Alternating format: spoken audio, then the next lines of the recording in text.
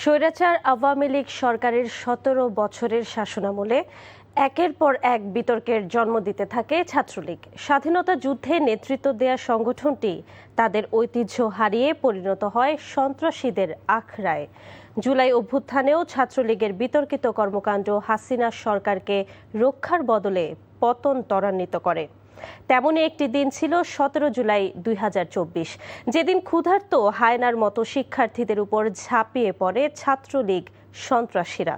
দুঃসহ সেই স্মৃতির কিছুটা তুলে ধরছেন নাজিবুর রহমান।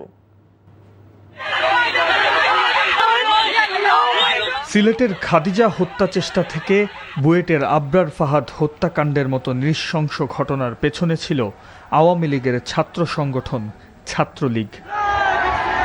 আছে নিরীহ বিশ্বজিৎকে হত্যার মতো কলঙ্কের ছাপও।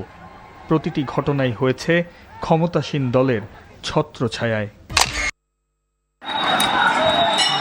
সাধারণ শিক্ষার্থীদের সাথে রক্তক্ষয়ী সংঘর্ষের পর ১৬ জুলাই রাতেই হল ছাড়া করা হয় ছাত্রলীগকে। ১৭ জুলাই পরিস্থিতি বেগতিক থাকায় ক্যাম্পাস বন্ধ ঘোষণা করে প্রশাসন, তাতেও কাজ হয়নি। পরদিন গায়েবানা জানাজা কর্মসূচি দেয় সাধারণ শিক্ষার্থীরা। সেখানেও হামলায় নামে আওয়ামী লীগের ছাত্র সংগঠন ছাত্রলীগ। সাধারণ শিক্ষার্থীদের উপর চালানো হয় অমানবিক নির্যাতন।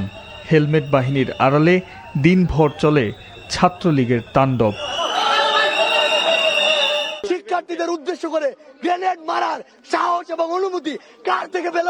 এই জবাব পুলিশকে দিতে হবে।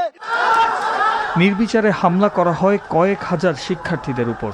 দিনব্যাপী হামলায় রক্ত ঝরেছে কমপক্ষে ৪ শতাধিক শিক্ষার্থীর। নারী শিক্ষার্থীরাও রক্ষা পায়নি ছাত্রলীগের বর্বর হামলা থেকে। ছাত্রলীগ বিগত ১৬ বছরে প্রত্যেকটা ক্যাম্পাসকে তারা কনসেন্ট্রেশন ক্যাম্প বানিয়েছে, সেখানে নির্যাতন নিপীড়ন তারা করেছে। অসংখ্য শিক্ষার্থীর হাত পা ভেঙেছে, অসংখ্য শিক্ষার্থীকে মেরে রক্তাক্ত করে পুলিশে দিয়েছে, থানায় দিয়েছে, জেলে দিয়েছে এবং যে কোনো যৌক্তিক আন্দোলনের বিরুদ্ধে তারা অবস্থান গ্রহণ করেছে। শুধু আমরা না, ছাত্র শিবির, ছাত্রদল সহ প্রায় সকল ছাত্র সংগঠন আসলে তাদের দ্বারা নির্যাতনের শিকার হয়েছে। যে ১৭ বছর ধরে যে অপরাজনীতি, দখলদারিত্ব, পিটিয়ে মানুষ মেরে ফেলার যে রাজনীতি করেছে ছাত্রলীগ, আমি মনে করি সেটির বিচার হওয়া উচিত বলে মনে করি এবং দেশের প্রচলিত আইনে সেই বিচার সম্ভব। যদি এই বিচার প্রতিষ্ঠা না করা যায়, তাহলে অদূর ভবিষ্যতে কেউ যদি পেশিবাদ কায়েম করতে যায় বা পেশিবাদ প্রতিষ্ঠার জন্য কেউ যদি অনুকূল পরিবেশ তৈরি করে, তাহলে আমি মনে করি বিচারহীনতার সংস্কৃতি তৈরি হবে। রাজনৈতিক বিশ্লেষকরাও মনে করেন দীর্ঘকাল ধরে ছাত্রলীগের বিতর্কিত কর্মকাণ্ড সরকার পতনে রসদ জুগিয়েছে।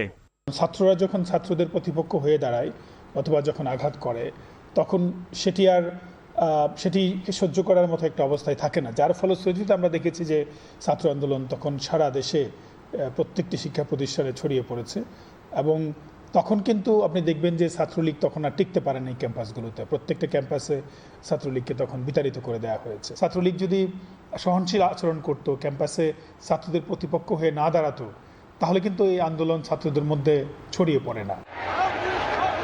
২৪-এর গণ অভ্যুত্থানের পর ৭১-এর স্বাধীনতা যুদ্ধে নেতৃত্ব দেয়া ছাত্রলীগকে নিষিদ্ধ সংগঠন হিসেবে আদেশ জারি করে অন্তর্বর্তী সরকার, যার কারণে তাদের প্রকাশ্যে সাংগঠনিক কার্যক্রম বন্ধ রয়েছে।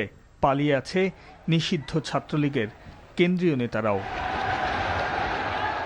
Najibur Rahman, NTV news, Dhaka.